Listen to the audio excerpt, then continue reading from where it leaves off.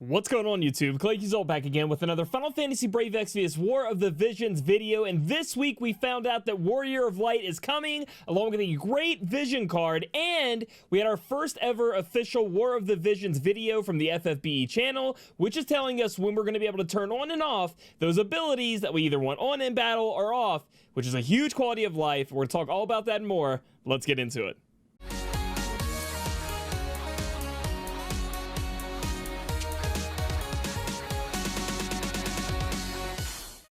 Alright guys, so to start this video off, I mean, it's the most exciting news to me besides the big Warrior of Light stuff happening. It's the fact that we are going to be starting to get War of the Visions FFB update videos from the official YouTube channel. So we're used to getting the ones with Shali and then Fujimoto-san, and now we're getting them with the new community manager, Justin, and then we're also getting them with Fujimoto-san on that as well. You can check it out. They all talk about Warrior of Light, the stuff upcoming, and they do that awesome Q&A at the end where they take some questions and they give some answers. And during that video, they talk about us finally getting the ability to turn on and off abilities in auto for our characters, and that's going to be great. I mean, how many times are you sick of your Ayaka casting Protect when maybe you want her casting Haste, or you want her healing, or your unit goes in and uses the wrong ability? With this new change that should be coming in, and they said, okay, I want to make sure I say this and everybody can hear it, it's coming out in August, so it's pretty soon. I mean, August is only in a few days, so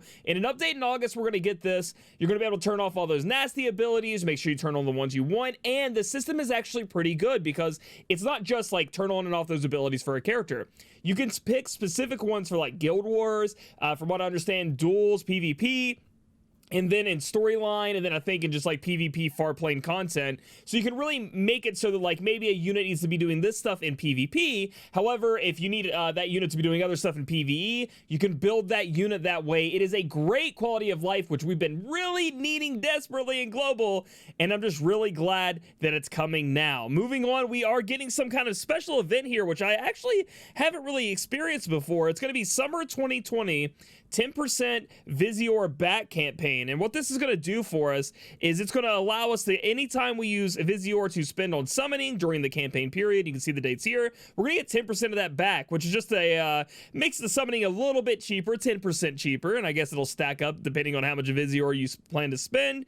And then we're going to get some hard quest item drop double up campaign, acquire double the item drops during hard quests. So that's going to be really great because we're going to be getting a lot of shards, and we're going to be talking about my account in a minute. Venera's going to need some love, but she's getting there. She's almost to max LB5, but she's not quite there yet. So this is going to help me get there even quicker, which is great.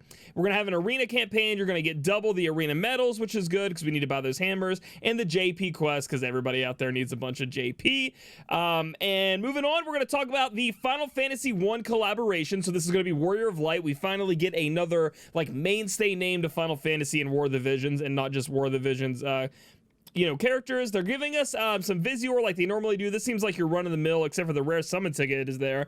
And don't forget, during this campaign, we are going to be able to do a 10 pull multiple times during this to make sure it's like 10 pull a day while Warrior of Light is going on. So I think that may tempt some people to, maybe they get lucky, get Warrior of Light, and then they go for the shards. I don't know. But we're also getting some other stuff. And it says, don't miss the chance to collect some awesome rewards such as Rainbow Vision Spheres and the rare summon ticket, which is cool that they're giving us tickets. I wish they gave us more tickets because in FFBE they hand out a ton.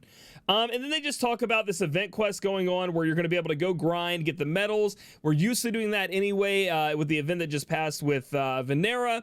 And we're going to be able to get a very, very good item here, and it's the Armor of Light. You're going to get the crafting recipe. Now, there should be a raid that is accompanied with Warrior of Light.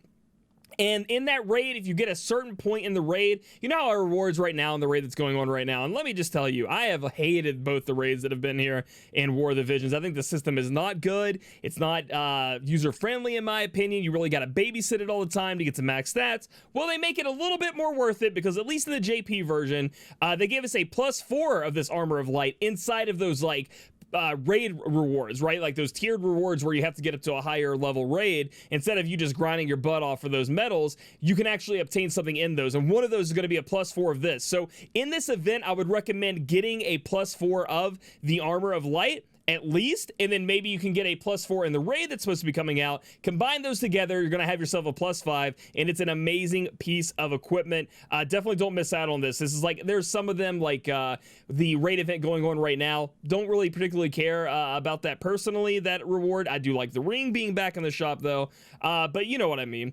So you're going to be able to summon for our boy Warrior of Light, and so a lot of people have been asking me, am I summoning for him? And the answer is no. I'm not specifically going for him. Do I want to? The answer is yes. I mean, Engelbert is awesome, but the fact that Warrior of Light, he's going to be a little bit more tanky in the a lot of bit more tanky in the magic category than Engelbert. Engelbert overall will be better against defense, like where he needs to use defense. However, that's not all that makes a tank, right? We have to think about taunting, and our boy Warrior of Light here is going to have a lot easier of a time keeping that taunt on with 2 abilities that are going to give him that taunt, that it costs a lot less AP than the taunting blade that Engelbert has. So he is the better option. He is still the best tank in JP to this day. He's extremely powerful, like unreal good. But the reason I'm not going for him is limited units scare me, bro. They scare me, but it's tough because he also comes with this amazing Death Machine, Esper, and Card. Both of them, I feel, are extremely powerful. You want to get your hands on the Esper, so I'm summoning to at least get the Esper. It's going to be a great tank Esper. Everybody out there is going to want to have it. And the card even is good because it also puts up your area attack res up, meaning that you're going to be able to defend a little bit more on your team. Sorry about that, guys. I've been having some problems with my Elgato, but we fixed that, so that's good. I tapped the cord. I'm sorry, dude. But again, like I'm talking about, like this is mad value on this banner. Even more so than something like the Fravia banner we saw before, because the Esper here, the card here, and the unit are all stellar top tier stuff that are still holding strong in JP. And you know, that's the thing, like I'm going to be summoning, but I'm specifically going to be summoning until at least I get this Esper, and then we'll move on from there. I don't think I'm going to try to max out the card. I tried that with the Ramza card. So many summons, still didn't max it out, so I just don't think I'm well enough. I'm not man enough for that. Ooh, it looks like it's awesome. We're going to get the Warrior of Light hard quest, so that'll help with getting his shards a little bit. I like that. That's very interesting. I like that they're doing that for us. They're going to talk about the Visiore consumption bonuses, which we've been having for a while now. The more Visiore you spend during this time, they're going to give you back a little bit of something to make up for it. Like for right now, I'm still getting Venera shards as I move up that. So if you're going to be going for Warrior of Light, which I think I have to pull a little bit, and you're going to be using Amazon coins, which you should be to save money, this is a great segue.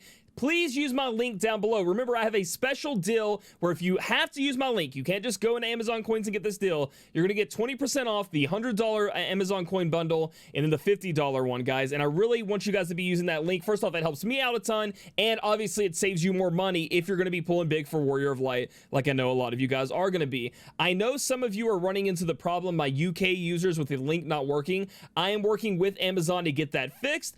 There should be some workarounds out there the community has to be able to still use the link and get that great savings. But as soon as I get that new link, I'm going to put it in my community page, and every video's link will be updated to the new one so everyone can make sure that they get their hands on that great deal. So I appreciate you guys using that link when you do summon for Warrior of Light. And thank you to Amazon for sponsoring me on this War of the Visions kind of campaign going on here. But if you play FFBE too, hey, it works for FFBE. You just get Amazon coins and you summon with them.